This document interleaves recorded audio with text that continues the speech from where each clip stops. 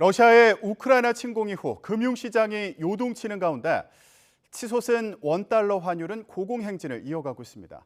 특히 이번 주는 미국의 기준금리 인상 여부를 결정하는 연방공개시장위원회 FOMC가 열리는 만큼 금융시장 변동폭은 더 커질 것으로 보이는데요. 취재기자 연결해서 자세히 알아보겠습니다. 김우준 기자.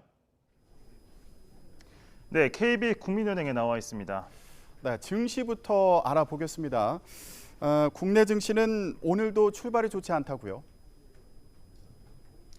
네, 그렇습니다. 국내 증시는 시작과 동시에 지난 11일 종가보다 0.24% 빠진 2,654포인트로 좋지 않게 시작을 했습니다. 지금도 낙폭은 커지고 있는데요.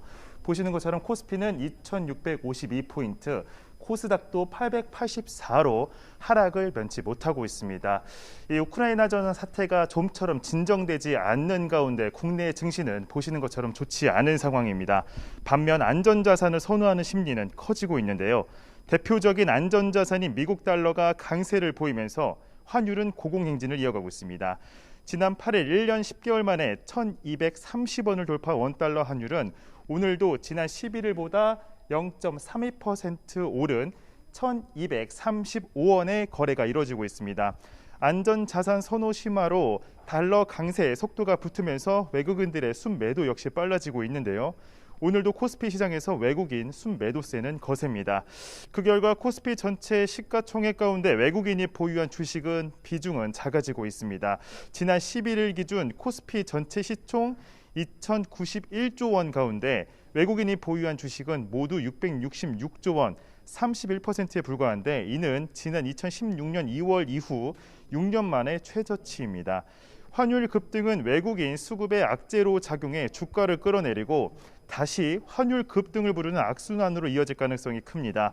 특히 미국 주도의 러시아 경제 제재가 본격화되면서 러시아의 채무 불이행, 이른바 디폴트 우려까지 악재로 작용하고 있는 모습입니다. 네, 이번 주에는 미국의 기준금리를 결정하는 FOMC 회의도 예정돼 있는데 전망이 어떻습니까? 네, 말씀하신 것처럼 미국 연준은 오는 15일부터 FOMC 회의를 개최해서 미국의 기준금리를 결정합니다. 이 같은 결정은 한국 시각으로 17일 새벽 3시에 발표되는데요. 지난 10일에 나온 미국 소비자 물가지수가 40년 만에 최고치로 나온 것을 고려하면 연준의 금리 인상은 불가피할 것으로 보입니다. 현재 0에서 0.25%인 기준금리를 0.25%포인트 올릴 것이라는 전망이 지배적입니다. 미국이 기준금리를 올릴 경우 통상 국내 증시에서는 외국인 투자자들의 이탈로 이어집니다. 러시아의 우크라이나 침공으로 시장 변동성이 커진 데다 이번 주 FOMC 회의까지 예고되면서 시장은 여느 때보다 불안한 상황인데요. 여기에 유가 상승으로 인한 경기 둔화로 경기 침체 속 물가 상승을 의미하는 스태그플레이션 우려가 커지고 있습니다. 치솟는 물가와 경기 회복세 둔화는 5월 출범을 앞둔 새 정부의 최대 과제로 떠올랐습니다. 앞서 윤석열 당선인은 시장 개입을 최소화하는 작은 정부를 거듭 강조했던 만큼 성장을 가로막는 각종 규제를 풀며 침체한 경제를 최대한 끌어올리는 경기 부양책을 본격적으로 펼칠 것으로 보입니다. 지금까지 KB 국민은행에서 YTN 김우준입니다.